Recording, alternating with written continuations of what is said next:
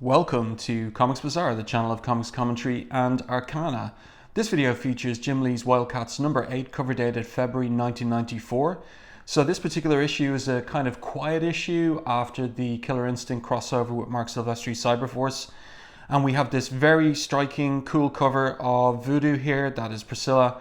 And she is sunbathing, but we've got these big monstrous hands coming in for her, and we'll find out who that might be in the interior of the issue.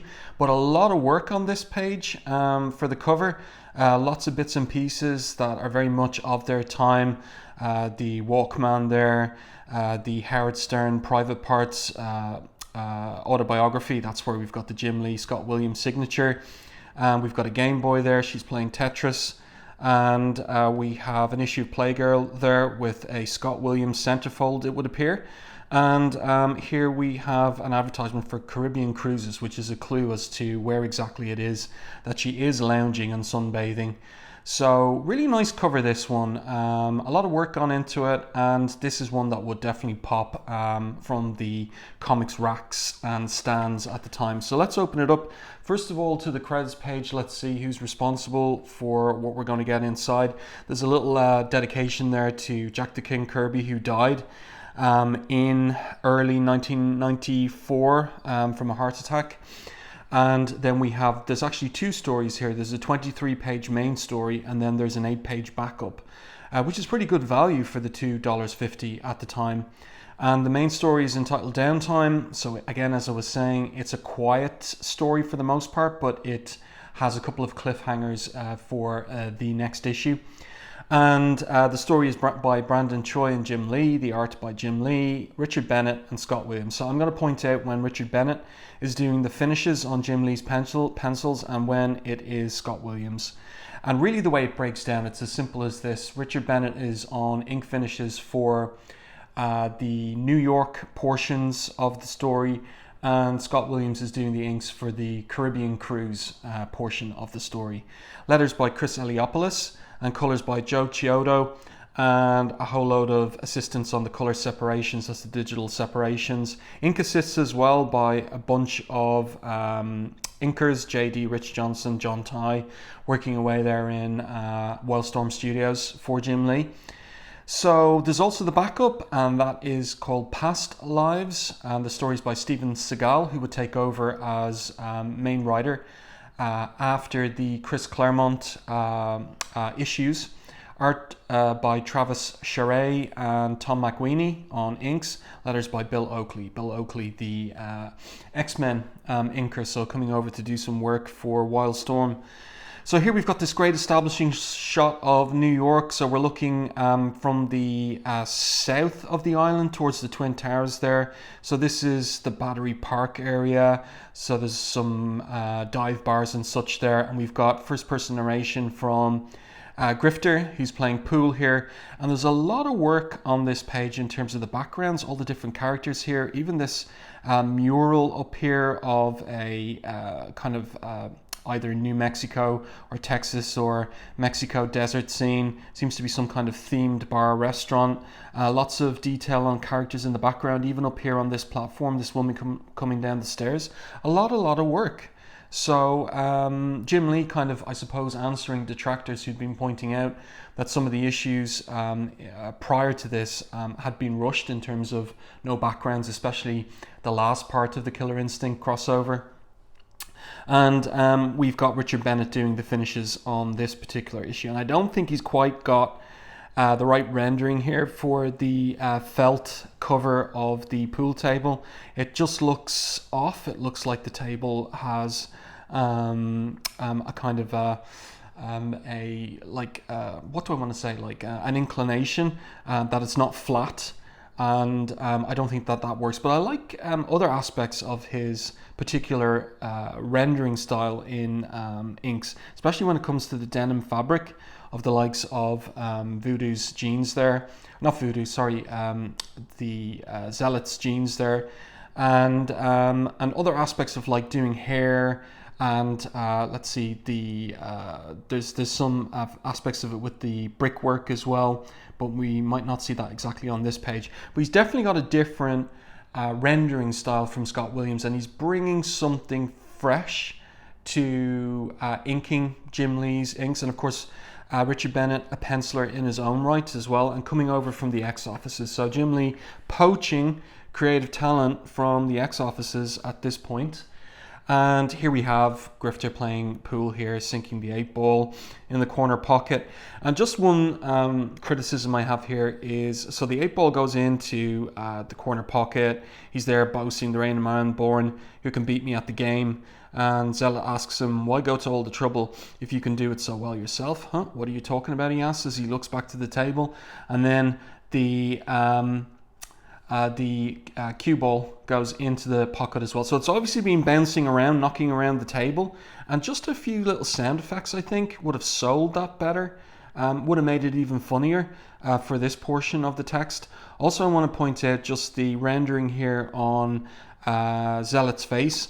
She's got quite the jaw here, almost a Barry Windsor Smith jaw.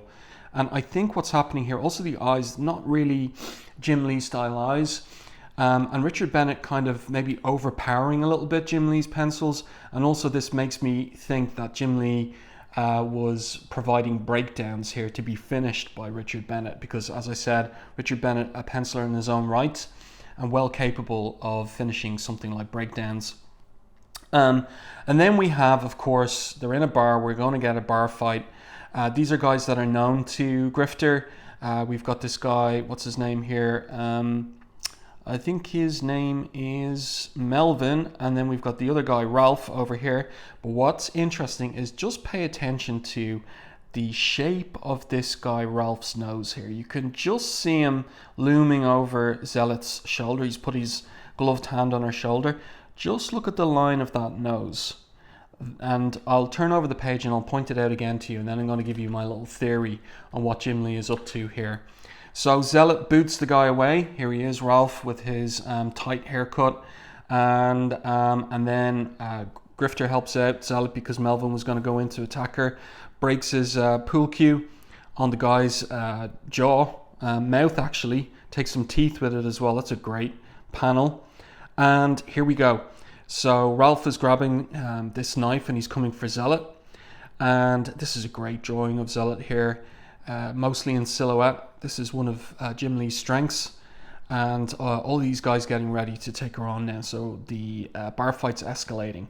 And here we go. He lunges at her with the knife, and of course she parries because she is a trained member of the Coda. Was their former magistrates even, and she is well skilled in martial arts. Now just look again at the profile of this guy Ralph, his face there. Just look at the line of the forehead into the nose. Who does that look like? Doesn't it look like Marv from Frank Miller's Sin City? And isn't this then when Zealot gets the better of this guy, smashing him in the face and then elbowing him in the back, getting him on the ground? Isn't this Jim Lee's riposte to Frank Miller, who included in a recent issue of Sin City a representation of Deathblow and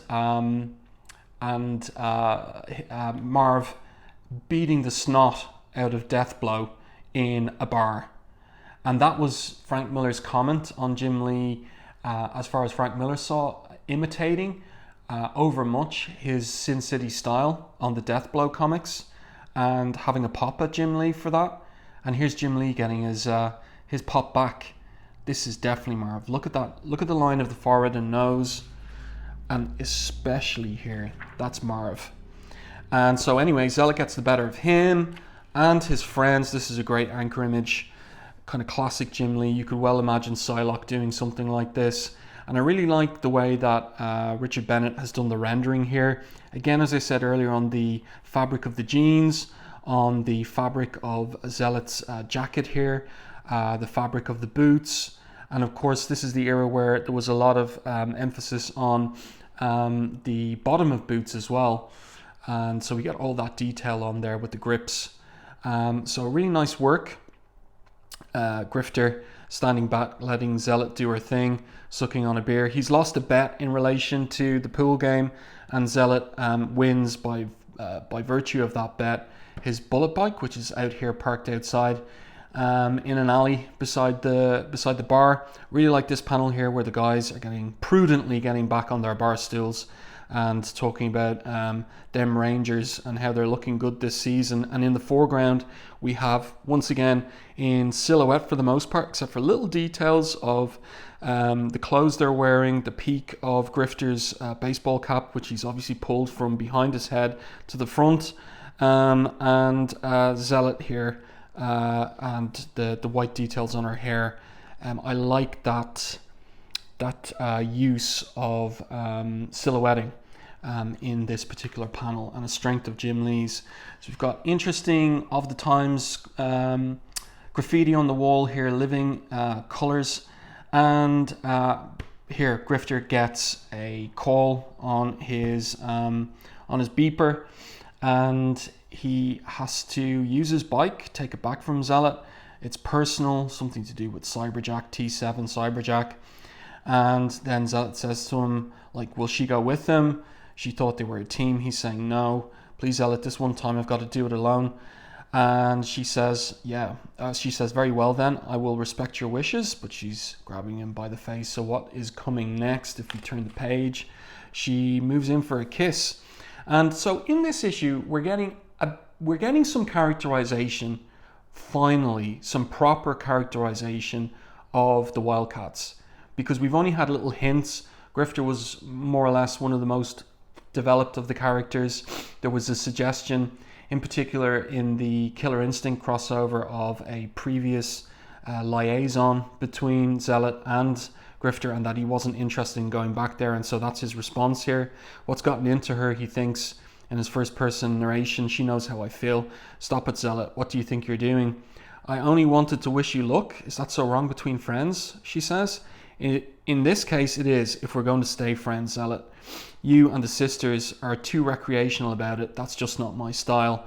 So Grifter, despite his being a cool dude in the series, is also, it would seem, a bit of a romantic too, in the sense that he seems to be of the kind who is more interested in a true love relationship rather than anything recreational, as he points out there. Anything that isn't super serious. And it must have been Zealot was the one who was not true in their former relationship, is what I infer from things. Nice image here of the bullet bike. Richard Bennett, I would say, doing a lot of work on this too. If he's working from Jim Lee breakdowns, that's one of his strengths. Tech and equipment and vehicles. Looks really good. And then Grifter rides off up this elevated highway here. And we've got a funny little ad here for Scott Clark Body Shop. Scott Clark, another artist working at the Wildstorm Studios at this time, on Stormwatch at the time. And Zealot just left there with her thoughts at the end. And a little kind of editorial note. To find out more about Grifter's mysterious call, check out Kindred #1 on sale in March. And let me tell you, I did not check out Kindred #1 back in the day. So then we switch to 407 Worcester Street, Soho. And we get a little kind of explanation here of Soho. The name Soho refers to the section of Manhattan south of Houston Street, bounded by Broadway, Canal Street and 6th Avenue. Once considered a commercial slum area in the 1960s, it was transformed by New York's artists' colony into a wonderland of avant-garde galleries, eclectic boutiques and chic cafes by the 1980s. My first visit to Manhattan, I took one of those Grey Line open-top bus tours, and I got exactly all of this information. So I wondered, did Brandon Choi get the same? I just basically scribble it down in his notebook and transfer it here to the comic. But in any case, I like this couple of pages that give us a little bit of characterization of Maul and Warblade, two guys who had practically zero characterization in issues of Wildcats up to this point. So it's nice to see that happening here. And it is Maul, it's Jeremy here, who is the art aficionado, and Warblade here, Reno, just doesn't get it, doesn't understand the nature of this avant-garde abstract art. He says, all I see are two smiley faces that aren't smiling. And Jeremy responds, well, that's part of what Marian's trying to say. And then from behind, these two pretty good looking women that have been eavesdropping on the two lads there, one of them says, I'd say it's like the statement you're trying to make with your green hair. So he turns around and he says, there's no real meaning behind that. I just like green. So, you know, that's even interesting in itself. We're getting that Reno is kind of like, he's not an intuitive type. He's not really one into double meanings or anything like that. He's very kind of factual, surface level kind of person, not creative. And that's, you know, who's going to pick up on that is Alan Moore when he gets his hands on this character and gets to, he addresses the fact that Warblade hasn't been creative with his powers and presses on that in his run on the WildC.A.T.s series, coming in probably about a year's time from this point. And I want to comment on, in particular, the art here in this particular panel. This top-down angle on the four here with the other characters around them, that is difficult to do, to get the perspective right on that. And one thing I really admire Jim Lee for here in this particular panel is you see the relative heights of the characters who are more or less on the same, standing on the same plane, more or less, in this anchor image here. So Jeremy's taller than Reno, the redhead here is taller than the blonde, and that gets carried over into the top-down perspective, angle perspective on the scene when they're chatting here. And that's remarkable. That's really hard to do, and he's done it so well. Done it with these. Done it with these. I almost felt when I was rereading this that he's showing off here. It's very nicely done. So anyway, the two lads get hit on by the two ladies, and they agree to the suggestion that after the show they might like to show the ladies some coffee at Le Prix and talk some more about Mehring's art. So they agree to that. I like to also, just before I move on, the little kind of detail here on the ruff on the suit of this guy, this art aficionado here. It's nicely done, nice little detail like that. Now turn over the page and we get this really cool double page half spread of Voodoo lying on her beach towel, and it turns out aboard this cruise ship, a cruise ship called the Caribbean Princess, owned by Halo, so owned by Jacob Marlowe. And yeah, this is really, really nice work. But this is Scott Williams. Scott Williams has come on board for the inks for this. So now we're into the Scott Williams portion of the issue. And also some kind of Easter eggs here in the background. We've got Lois Lane and Clark Kent here. She's reading a copy of the Daily Planet. And they're on honeymoon in terms of like, not honeymoon, but they're a married couple at this point. So they're just on a cruise. There is a honeymooning couple. They're coming up shortly. And here in the background, this is pretty fun. You've got like middle-aged versions of Beavis and Butthead here. And now these two here in the foreground, not the foreground, but here in the middle ground, this guy with his property of San Francisco State University. This has got to be a reference to someone or something. I'm not sure if this is supposed to be Jimmy Olsen, but this guy, does anybody know who this is supposed to be? Am I just over-interpreting that it is a reference? Let me know in the comments your thoughts on who the property of San Francisco State University might be or be supposed to be.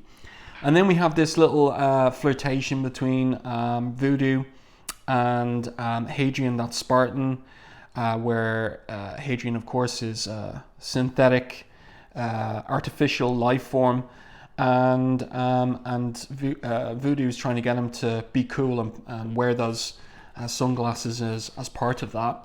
So he says here, I'm just an amalgam of biosynthetic components controlled by a silicon-based neurotronic brain.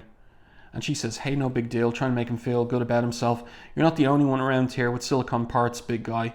And look, what does the directional devices here of the towel and the way her hands are fixed kind of draw our attention to? Well, you tell me. And then he gets the notion, really? So he decides to use his magnetic res imaging, and then he can see that she might have a bit of silicone in her body as well, but that upsets her, so she throws her drink at him, and he makes out that it's caused some major damage. And here in the background we have the honeymooning couple. And who could it be? Well, Hadrian was just playing a joke on Priscilla, but one of these honeymooners says to his wife, "Did you see that man over there, honey? You don't suppose he could be a Mew with his ruby quartz lenses in his shades? Stop that right now, honey. We're finally on our honeymoon. Let's just try and enjoy ourselves while we can."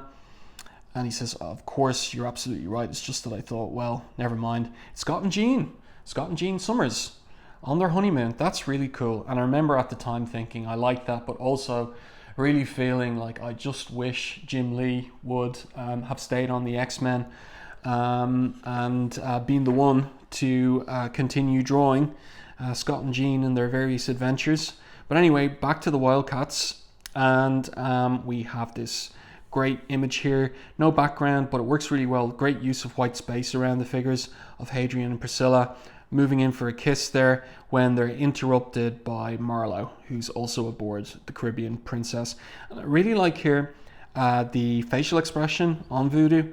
It just looks really good that she's miffed at Marlowe's interruption of the coming kiss. And so he says, I'm just guarding my assets.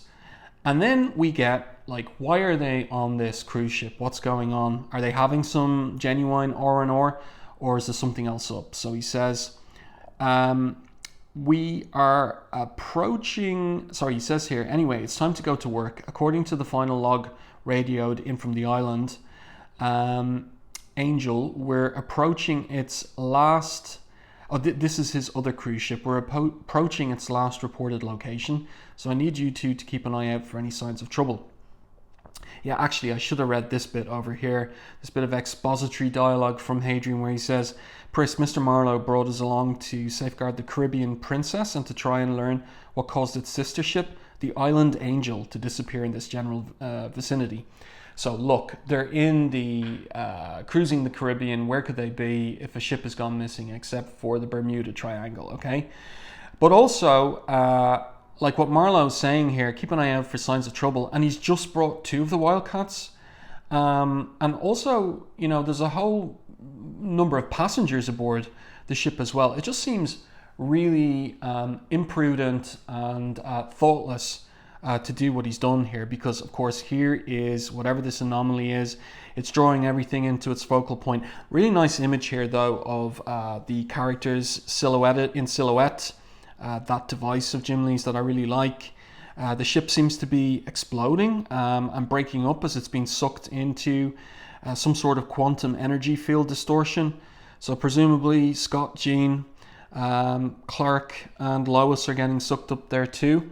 And Marlowe here helpfully saying we're being sucked into some kind of black hole. Okay, we get it. And then on this page, this is interesting. So there's some use here of the computer in order to get these effects. In particular, this this blacking out of the white portion of the page and this whiting out of the line work in this particular panel, and a stretching of the images of Marlowe and Hadrian here with Voodoo here in the background. And then just everything goes up into that black hole. One more victim of the Bermuda Triangle. But as I said, very imprudent, very thoughtless, very foolhardy of Marlowe to investigate what happened to his other ship with a whole cruise ship, 10,000 tons and 2,200 passengers and crew. Not good by Marlowe. Anyway, back at the Halo building in New York, Void gets attacked, and she's their resident teleporter. And so she says before she goes unconscious, Lord Emp and the others in danger. Then in runs Jules Newbury and Stansfield.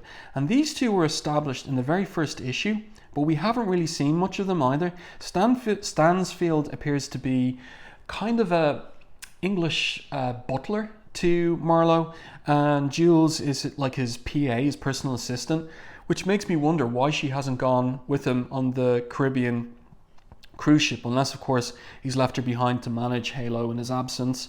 So then Void goes unconscious, saying that Lord Emp attack, grave danger, have to warn the others. So Jules takes over, and then we're back in the downtown, where we've got Jeremy and Reno, and the dates with the girls have gone differently for each of them. Jeremy's got a second date with his girl, so Brooke. He got her phone number, and they've already planned a date for tomorrow night. Reno, on the other hand, never much one for conversation, he says, and so he struck out. But then they're cutting these searchlights, and what or who is it? It's a wing shuttle to take them to the mothership, en route to the crisis that they've got to fix. On these couple of pages here, we've got Richard Bennett again on the inks.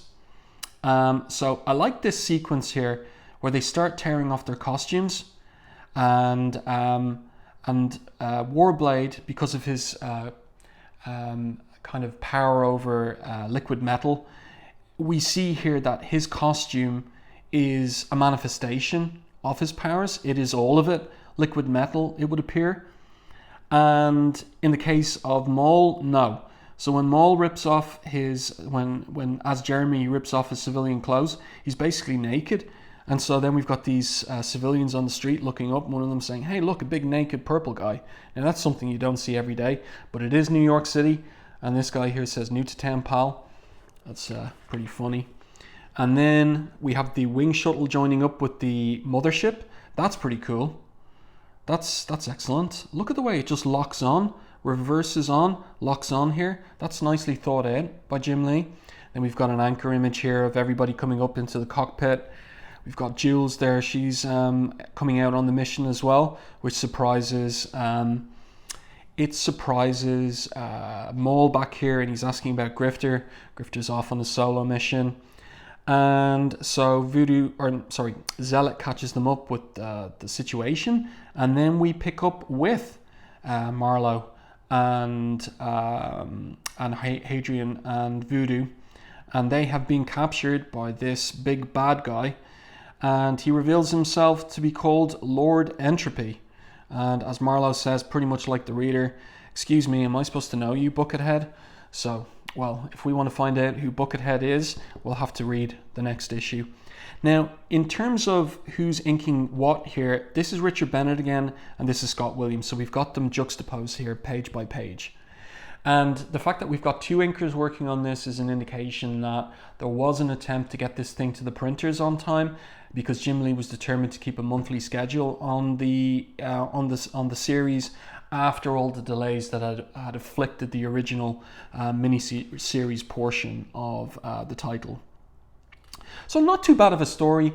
Not, kind of aping the pattern of Claremont and even the contemporary X-Men stories by Fabian Nicieza, and especially Scott Lobdell, of having a more or less quieter issue with scope for characterization after a big event crossover like Killer Instinct. And so that's nice to see. And just better getting to know who these characters are after so many issues of the title. It's issue 8, and it's only around now that we're getting some measure of who these characters are. And seeing into their personal lives a little bit. So then we've got this backup story by Travis Charest, Stephen Seagle and Travis Charest, inked by Tom McWeeney. And this is nice. Now this image is from WildC.A.T.s trilogy number 1, which was drawn, or wait a second, hold on. There was a WildC.A.T.s special where it was drawn by Travis Charest, and that's his first work for Wildstorm. Actually, even as I think now, this is not from that, but this is his style in the period. This is from the last page, so that's thrown me a little bit. But anyway, we set that to one side, and I'll just push on looking at this particular issue, our story. But I'll go through it fairly quickly. So we've got our splash image here of Voodoo, and she is in her original WildC.A.T.s costume from issue number 1, and it seems as if she's back at square one. Dancing, like doing exotic dancing at an exotic dancer club. The spotlights here and the dry ice and all the rest of it. And we're getting like her first person narration, and then thoughts, the seedy, sleazy thoughts of the appreciative, drooling audience. So really nice image there by Travis Charest, inked by Tom McWeeney. And then we realize where she is, that she is back dancing again, and one of her old colleagues at the hotspot, the place that was blown up at the end of the first issue, is there, and they have a little chat about the life and the life they lead, and the fact that Voodoo hasn't gone home. She says, well, after what happened to the hotspot and Harry, he was the owner, I was afraid to even come back here on my time off, but I couldn't go home. Well, you know how that is. So that's a little hint again at some deeper background in respect of Priscilla and why it was that she ever was doing a job like she did at the beginning, like when we met her for the first time in WildC.A.T.s #1. And her old colleague here saying something along the lines of, I do know, look, you weren't responsible for the club or for Harry. And Voodoo does feel responsible. She says, someone's got to be responsible. You could have been there, Tina. If you hadn't called in sick that night, you'd be dead too. And Voodoo says, I just don't think dancing is what I should be doing. Coming back tonight has only made me more sure of it. And then she's picking up on the thoughts of the audience members, because she's got this kind of empathetic, almost low-key telepathic power. And her friend here says, she asks her friend here, well, I bet you'd be really shocked if you could hear the things some of these guys are thinking. And the friend says, nope, I haven't. Only thoughts I have to go home with each night are mine. I like it that way. But then she catches this thought to kill her. And who could that be? Well, here in silhouette, in a trench coat and hat, there's this person coming into the scene.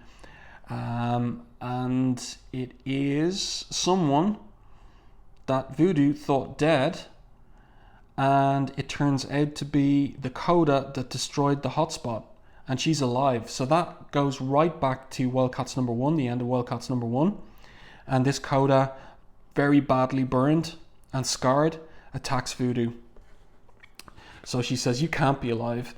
You were in the center of the explosion. I felt your death. How? But there's no time for any explanations, and we're not going to get any explanations. We're just going to get this one-to-one fight between the coda and Voodoo, and the coda's come back to finish her in order to regain her honor with the sisterhood, and grabs her by these ribbons. And here, this is really interesting. Voodoo thinks in her first-person narration, this stupid costume. So she's got her by the throat now, and she's strangling Voodoo. And Voodoo feels a sword in her coat pressing against her. If she can just... So she pulls it out, and this shocks the coda because the blade is sacred, whatever. And then Voodoo stabs her in the thigh and leaves from the club. Now, if I was to give Travis Charest any note here, it would be just to reverse the angle on this, like, or reverse the image, have Voodoo moving in this direction and have her running this way. I think that would be better. So the coda comes after her, leaps off this platform down towards Voodoo, and Voodoo thinks it ends here. Because if it doesn't, now this is a classic Charest layout here with the inset circle focused in on Voodoo's face. Because if it doesn't, I'm not fit to be a wildcat. I reach out, her mind is foul and dark. But for a moment, I take control of it. And when I give it back to her, she has no idea of where she is. And so the coda hits hard and it ends. So she lands on her own blade. She's hoisted by her own petard. And Voodoo thinks it ends for the coda, for Harry, for me. So really nice art in this by Travis Charest. Also, you can clearly see, like in a panel like this, that he's very much imitating, both influenced by and imitating Jim Lee's style. But on a page like this, we're getting a sense of maybe, because this is not a Jim Lee style layout, this is more like the future Travis Charest. So here he's doing his own thing, and it looks really good. And also you'll note, like, he's got a different way of rendering cloth and fabric, very, very different from Jim Lee, and it's quite effective. It looks good.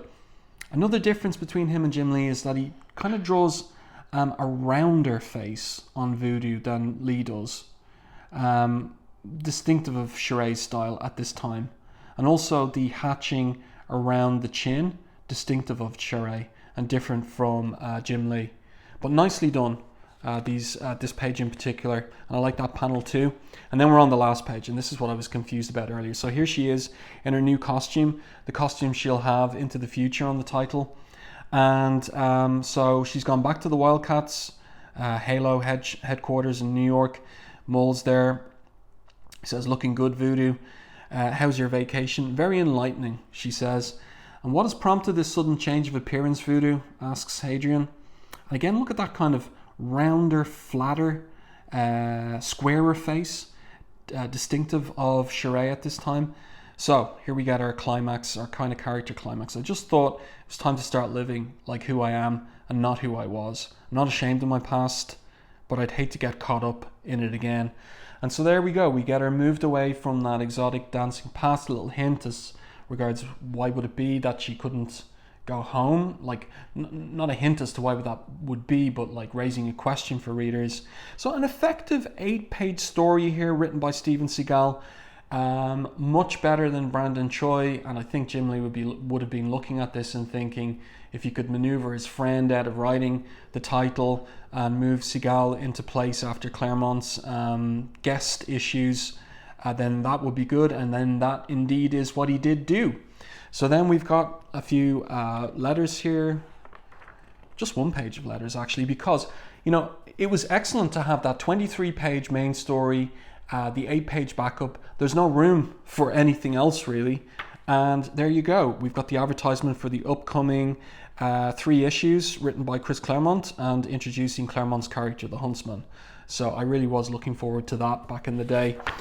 And there you go. I do hope that you enjoyed this review and commentary on Jim Lee's WildC.A.T.s number 8. If you did, please like the video on YouTube. If you haven't done so already, subscribe to the channel and stay tuned for more content like this.